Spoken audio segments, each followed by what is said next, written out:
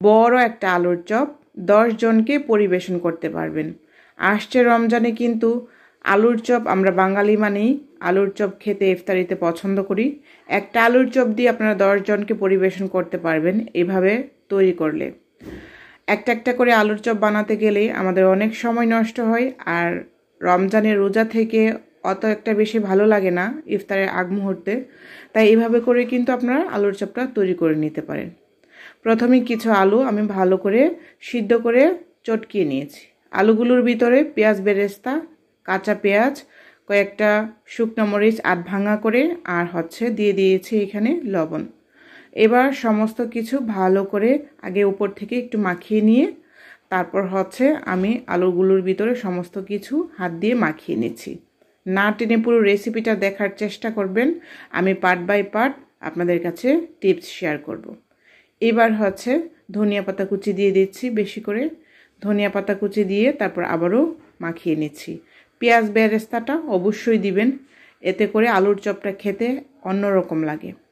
এবার ভালো করে আমি সমস্ত কিছু মাখিয়ে নিয়েছি।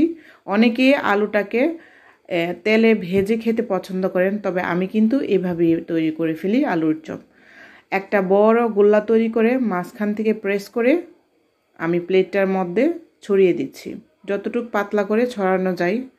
এবার এই আলুর চপটাকে আমি একটা স্ট্রেনারে নিয়ে নিচ্ছি, যাতে করে আমি ভাজার সময় কাজটা অনেক বেশি সহজ হয়। স্ট্রেনারে রেখে এভাবে রেখে দিচ্ছি।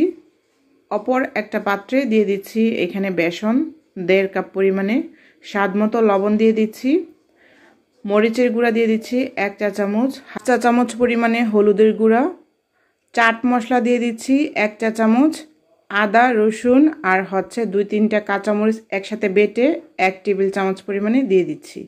যে যে মশলাগুলো ব্যবহার করেছি আপনারা কিন্তু আলুর চপে এই মশলাটা ব্যবহার করতে পারেন। বেসনগুলার সময় দেখবেন যে আলুর চপটা খেতে ভীষণ মজা হচ্ছে। এবার আমি অল্প অল্প পানি দিয়ে তারপর এরকম শক্ত একটা ব্যাটার তৈরি করে নিয়েছি। এবার চাউলের গুঁড়া সামান্য পানিতে গুলে নিয়েছি, চাউলের গুঁড়াটা দিয়ে দিচ্ছি। চাউলের গুঁড়া না থাকলে কর্নফ্লাওয়ার দিতে পারেন, এতে করে আলুর চপটা খেতে অনেকটাই ক্রিস্পি মুচমুচে হবে। এবার ভালো করে সমস্ত কিছু হাতের সাহায্যে ভালো করে মিশিয়ে নিতে হবে। আলুর চপটা তত বেশি মজা হবে, উপর থেকে দেখতে সুন্দর হবে, যত বেশি আপনারা এই ব্যাটারটাকে তৈরি করতে পারেন। যাই হোক, আজকের এই ব্যাটারের ভিতরে কিন্তু আমি কোনো রকম baking powder, baking soda use করব না। বাসায় খাবো, একটু ফ্রেশ খাবার চেষ্টা করি সব সময়। এবার আলুর চপটাকে আমি বেসনের ভিতর দিয়ে উপর থেকে একটা পাত্রে ঢেলে দিয়ে তারপর এভাবে করে ছড়িয়ে নিচ্ছি। একদম সহজ কাজ, দেখতেই তো পারলেন। এবার ভাজার জন্য চুলাতে চলে আসছি। একটা পাত্রে আমি প্রয়োজন মতো তেল দিচ্ছি। আমি কিন্তু ইফতারিতে একদম ডুবো তলে কোনো কিছুই তৈরি করি না, জাস্ট আপনারা দেখতেই থাকুন। একদম তেলটাও বেঁচে যাবে, এক্সট্রা কোনো বেসনের লেয়ারও পড়ে থাকবে না। এবার আমি সরাসরি দিয়ে দিচ্ছি তেলের মধ্যে। তেলটাকে মিডিয়াম গরম করে, চুলার জালটাকে মিডিয়াম টু লো করে দিয়ে কিন্তু আমি আস্তে আস্তে ভাজবো। উপর থেকে কিছুটা শুকনো মরিচ গুঁড়ো করে দিয়ে দিচ্ছি, কয়েকটা কাঁচা মরিচ মিহি করে আমি কেটে নিয়েছিলাম সেগুলো দিয়ে দিচ্ছি। আপনারা চাইলে যে কোনো ধরনের একটা মরিচ দিতে পারেন। এবার চুলার জালটাকে মিডিয়াম টু লো করে দিয়ে আমি হাতলটা একটু নেড়ে চেড়ে দিচ্ছি, দিয়ে তারপর এটাকে আমি ভেজে নিচ্ছি। এখানে যদি বেকিং পাউডার ব্যবহার করতাম তাহলে কিন্তু অনেকটাই ফুলে উঠতো।